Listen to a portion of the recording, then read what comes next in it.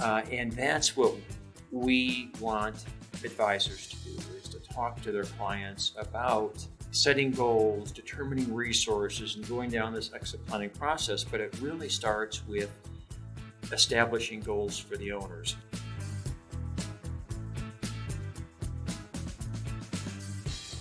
Hello, this is Elizabeth Mower, president of BEI. And I'm John Brown, the founder of BEI. Each episode, we take you into the world of exit planning, sharing the stories, struggles, and opportunities of business owners and their advisors. We'll get into this episode's conversation right after this. As an advisor, you have the technical skills to assist business owners in exit planning. However, few advisors know how to package the process and use it to drive the demand for their service. Learn how when you attend an upcoming bootcamp workshop. Visit exitplanning.com/bootcamp to see the latest schedule and to register. That's exitplanning.com/bootcamp. Don't miss the opportunity to take advantage of all exit planning can offer and to set yourself apart from the competition. Today, we want to talk about a small word that has a big impact: goals. Goals. So today, tell us a story about goals, John. Okay, so I'm really excited about talking about goals today because I'm going to talk about my exit plan, the goals of my exit plan, but not from BEI, from my law firm, and why setting goals is so critically important. So back in probably 1990, I'd been practicing law for what seemed to me was an eternity, and I thought, you know what, I'm just going to leave the business in 5 years. I'd just written my first book, How to Run Your Business So You Can Leave It in Style. So I knew all about exit planning. Of course. So I was going to leave in 5 years. That was my goal. In 1995, I sat down and I said, gosh, you know what? I'm going to leave my business in 5 years. And in 2000, I realized that I was doing something business owners do all of the time, which was I call it the rolling 5-year exit plan. Mm-hmm. You know, I'm going to leave in 5 years. Why? Well, because it's far enough away where I don't think I have to actually start taking steps today to exit, but it's close enough for me to get a feeling that I'm really on the way to exiting my business. Right. So it wasn't until I realized that I had to set a stake in the ground to say, if I want to leave in 5 years, then that means I want to leave January 1st, 2000, whatever, 25, 30, whatever 5 years is into the future. And that's what I did. Well, you know, I was with that firm at the time, and I will say I remember a little bit differently. There were a couple of things. One was that other people inside that firm would ask each other or would ask me, and, you know, people were talking amongst themselves about what is John's plan, because you were a founder of that firm as well. What is John's plan for, you know, retiring from this firm? Yeah. And I remember overhearing that and saying, you know, you should probably ask John because maybe he knows, and maybe you didn't, and that was I what would the have problem said 5 was. years. 5 years is fine. Yeah. And I think you were probably in a very similar situation to a lot of owners on that 5-year rolling departure schedule, which is that at some point, you know, your co-owners start feeling fidgety and thinking, you know, what is this guy's plan? When is he going to get out? When is he going to talk to us about this? And people have a real discomfort with bringing up, that was my observation at the time. I think that's true. Have a discomfort with bringing it up. And certainly you didn't have co-owners in that business that had the advanced planning skills that you have. So they weren't able to sort of, you know, bring up the conversation, say, let's develop a plan, let's go through a process and all of this kind of stuff. So while you were on your kind of, you know, rotating 5-year schedule and on your long bike rides or whatever it was that you were doing, they were thinking the same thing. And I don't think anybody was talking to each other. That was how it looked to me. I think that's very typical. I think that's very typical. Yeah. And a huge problem. Because it creates a lot of uncertainty, which creates anxiety, which creates problems. So once you finally decided that you needed to do something about it, Did you have a way that you went about that? Did you go read your own book? What did you do? I refreshed my memory by reading my book again. By that point, I was doing a lot of speaking and other writing and things like that. And I really realized that I needed to do what I wrote about, which was to have specific, measurable goals and have a timeline to say that I will do this by this time. And until owners do that, they're just going to keep floating along. I mean, another metaphor is a lot of owners, probably like me, it was like a little leaf floating down a stream, with not much direction, but just kind of going down the stream. Right. And nobody, you're right, because I'd done the exit plan, would come to me and say, hey, John, have you thought of doing an exit plan? And that's what we want advisors to do, is to talk to their clients about setting goals, determining resources, and going down this exit planning process. But it really starts with establishing goals for the owners. So let me turn the tables and ask you, what do you do when you're sitting down initially with an owner and they understand perhaps it's going to be a discussion about exit planning? What kinds of questions do you ask them? What kind of information do you want about their goals and aspirations for themselves and their businesses? How do you do that? Right. I think, I think it's a very difficult subject to bring up. And I think it's a lot easier said than done. At your next meeting, just make sure you find out what their goals are. That's not very easy to do, in my opinion. And I did it badly many times. And I think you, at least in the initial phases, until a business owner's brain really starts thinking in terms of this set of goals, this particular timeline, these action items that I'm implementing, here are the ones I'm going to do today, here are some that I'm going to do in the future, until their brain starts to categorize their future ownership of the business in that way, I don't think you can talk to them in those terms. So how do you as an advisor help them do that? Well, I think you have to start with things that they do think about and they do understand all the time. Okay. Well, I should say business owners understand everything. They're the smartest people that we're ever going to interact with. But their brains tend to work in a fairly, I think, kind of predictable and they tend to work in a way that I recognize, which is that they think about problems, they think about solutions, they think about direction and things like that. So what I might start with is, one of those universal objectives that you and I have talked about before is, how much longer do you want to be with the business? And that, I think, is a bit of an abrupt question. It's the right question for us to talk about when we're talking to other advisors and you and I are training people and something like that. But what I might say if I'm actually talking to a business owner is, what's your involvement in your business today? Then I get quiet, let them explain all of that. And then I might say, okay, if you could change one thing about your current involvement with the business, what would that be? So now we find out what their sort of, thing that's bugging them, thing that drives them crazy. It's a problem. Okay, if we could solve that, right, problems and solutions, then what would you do? Would you be happy? Would you stay with your business? Would you move on to the next thing that you don't like about your current situation and try to attack that? So what would we do next? And as you progress through that conversation, I might be able to get to, in a fairly short period of time, okay, well, let's kind of look into the future. What do you see I call it, I think a lot of other people have different words for it, I call it your relationship with the business. What is your interaction with this business in the distant future? So are you the kind of person who really can't imagine any day ever that you won't have a place to go, have a desk to sit at, have a phone to use at this company? Can you not see yourself separating at all? If that's the case, perfect. That gives me something to work on as an advisor. I can try to see if I can accomplish that for you. But what would you not be doing that you're doing today? So then I might go in that direction.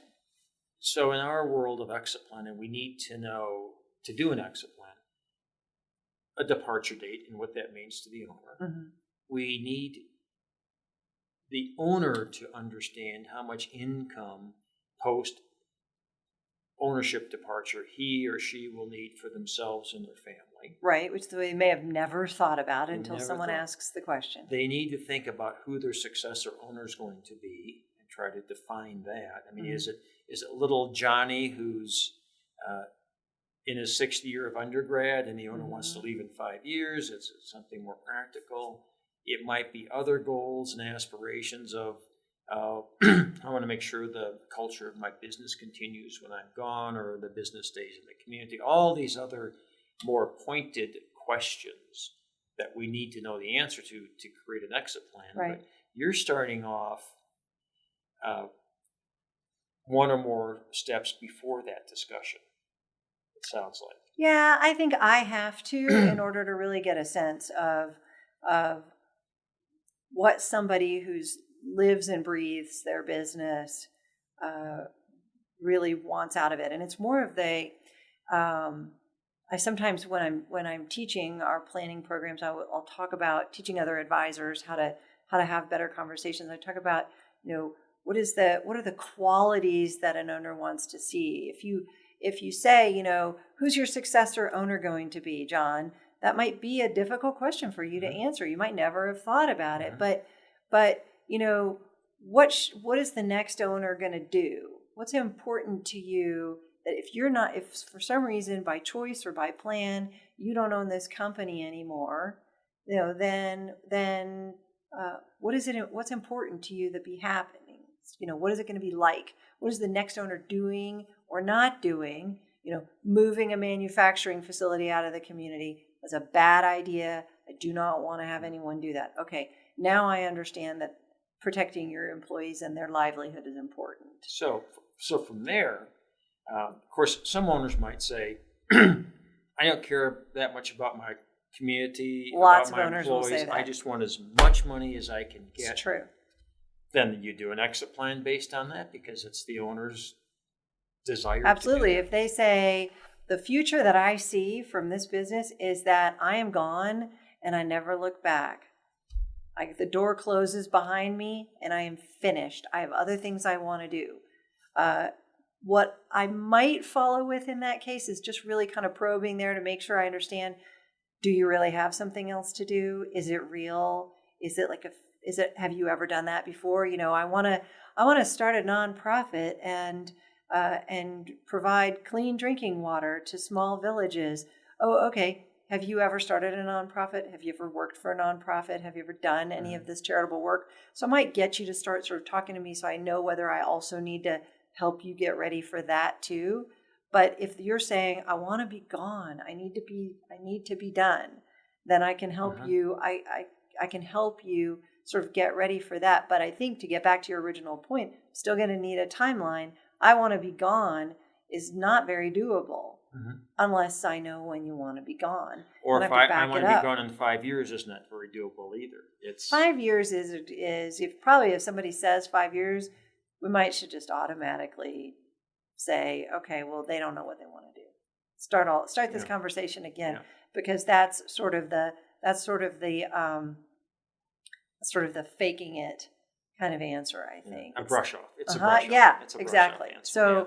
So 5 years, maybe we can create a rule in our planning work that if the business owner says 5 years, that we assume that they said, actually, I have no idea when I want to leave, and we'll work with that. Okay, how we can figure it out. So for advisors who don't have your skill set in asking these more, not subjective questions, but even more open-ended questions than we're used to doing. I mean, lawyers and CPAs, it's, in my world, much more black and white. I believe it was historically. So are those skills necessary? How do you get those skills if you don't have those skills today? If you don't, then you want to create some kind of a process that you use with every client that has the questions that you need. We've talked about this before. We might have to talk about it every single time we sit down, that the questions that you ask are going to determine the quality of the relationship with the client and the outcome that you get. So if you are by nature and by training a very linear person who's very structured in the way that you think, which many, planning advisors, whether they're CPAs or financial A lot planners, of our members are like that, probably the majority. Right. So lawyers are highly technical people. Okay. Then the way to deal with that, maybe I was an anomaly because I'm actually a little bit less technical than a lot of people. They want to have a series of things that they talk to business owners about, but it might not be, can you tell me your ideal departure date, is maybe a question you would strike from their list. But you might be able to ask it in a slightly different way. And so you might be able to say something like, have you given any thought to how much longer you want to be involved in the business? They might ask something that kind of is a little bit more gentle, that a business owner can respond to more naturally. Have you and your spouse talked about how much longer you're going to work at the pace you're at right now? See, those are all good questions. And I think advisors need to judge their business owner client to see how they want to proceed with that whole questioning process. So we always keep coming back to an exit planning. It's the quality and type of questions that you ask owners that determine the success of an exit plan. Right. And I talked with another advisor who is, I think, a senior partner in a large CPA firm that's got a large regional presence. And what she said that her firm did is they decided, you can't go at everything. You can't address every goal. You can't talk about something as broad as all possible goals and objectives all in one conversation. You can't expect everyone to do it well. That's just the determination that they made in their firm. So they decided to pick, I think it was 2 questions that are the things that really get at. They worded them, they sort of, I don't know, they probably did it by committee. And they decided these 2 questions are something we want to know about every business client. Then they added it to, because CPAs are a fairly sort of structured and process-oriented profession. And so they added it to the annual meeting tax planning meeting process that they go through with every single business client. And then they pushed the list of questions, which I think was 10 or fewer total questions that every partner in the firm had to ask every business client at the annual meeting, sort of tax planning meeting, annual planning update. And 2 of the questions on the list had to do with the future of that person's ownership of the business. And they just chose the ones that they thought worked best for their personalities and the style of work that they do with their clients. And then they just always asked those. And then whatever answer they got created a follow-up conversation for a future date. So if you're a very highly structured person, I think you can still get really interesting and thoughtful questions in and just say, listen, John, I have this piece of paper here. We do this with every single client. Our firm is committed to you and the future of your business. Let me just go through these questions with you. So even if it's structured and linear and it's 10 questions and I always ask them, then I think you as a client can respect me for doing that and saying, oh, okay, Elizabeth's asking me something that's not on the things that I came in here wanting to do. Yeah. So there's a variety of ways to get at it, I think, that are more organized and linear, and for other advisors and business owners who are kind of less structured people, naturally there's ways to get at it as well. I mean, I think the theme of our podcast up to now is owners don't know what to do typically to be able to exit the business on their terms, because they don't even know what that means. They don't know when, how, whom, how much money they need. That's one point. They don't know. Secondly, their advisors don't know what to suggest. They don't have any background in what we call exit planning, because they have background as a financial advisor, as a business attorney, as a CPA. So they don't ask the questions you're talking that you're asking. So they don't know that. And the third point is that all of this really does begin with asking questions. And it can be fairly specific questions. It can be, especially if the owner is pretty confident in what she wants to do, it can be more general questions that are questions to get the owner to think more about his or her situation, what they want it to be, how they want it to change. But the most important thing is for advisors to take that first step and to start asking these questions, start finding out about your owner's goals and aspirations. Because if you don't do this, nobody's going to do it. And the owner's not going to do it. And we're going to end up with where we're at today, of owners starting to get burned out and they've got to quit. Owners frustrated because they don't know what to do, and things just going sideways. And so that's one of the big things we want to prevent through this whole podcast series. Mm-hmm. Right. And I might add to that and say that in addition to asking good questions about what business owners want for the future, and if you're a business owner, really thinking about what your future looks like and what you'd want to change, what you'd want to keep. After we do that, revisit it frequently. Those things can change. I might have a sort of a knee-jerk reaction to what I think my goal is for the future. And if you ask me in a few months when we sit down again, Elizabeth, last time we talked, you were talking about how you'd really like to, whatever it is, start a new business, stay in your business forever. And then I might say, what, I've been thinking about that. It's not very realistic for me to stay in this business forever. And what you've done is you've prompted the owner to finally start thinking more deeply instead of giving these more shallow surface responses, knee-jerk responses to these questions. We finally get them thinking. And the other thing is, just to add on to that, as they start to move through this planning process that we'll eventually get to, maybe in year 5 of the podcast, I don't know, we'll eventually get to, where we are creating and executing a plan for the owner to leave within a specific time frame. They may start to move down that path and realize, this is not what I want to do. Right.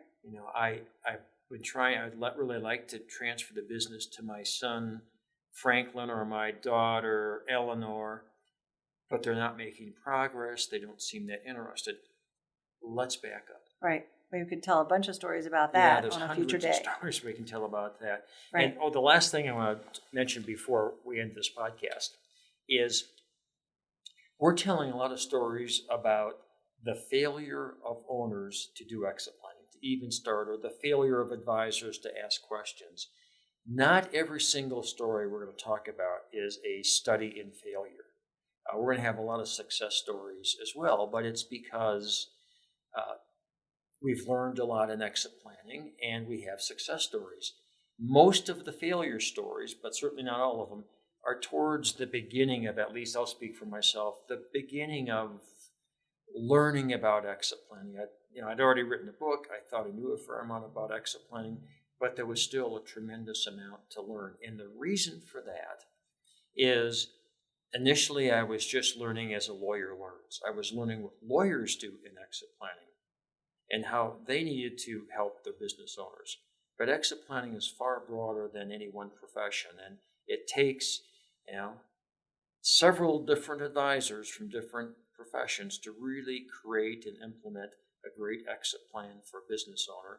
And that's hopefully what we're teaching our advisors to do, is to be that coach, that leader and that facilitator of a team of exit planning advisors or professionals doing exit planning to help that client. Totally agree. And we've told a few stories that have been success stories already, and we'll always have those in our pocket. And we're just going to have just as many on the negative side where things have gone awry. And those are the ones that people tell me that they remember. So they're the ones I remember because I usually messed something up in the process. So we'll get back to this goals concept. I think is going to come up very frequently because, as you and I agree, something we do agree on, that we can't do anything. Business owners can't do anything unless they know and can articulate what they're trying to achieve. That's, I think, something business owners really understand intuitively. And we're just going to apply that to the future of your business, the future of your ownership, more specifically in the business. What is an exit to you? You get to write your own story and build your own path. And so these goals are going to be sort of pervasive throughout everything. Even if you want to say, I've got Harriet Smith, my key employee, I want to incent her to grow the business income or revenue or value, that desire to do something now relates back to the goals of the owner. If the owner wants to leave in 5 years, we want this incentive plan to achieve the needed revenue growth in 5 years. Right. So goals are always front and center in exit planning. Thanks for listening. Join us for our next episode. For more content like this, please visit exitplanning.com.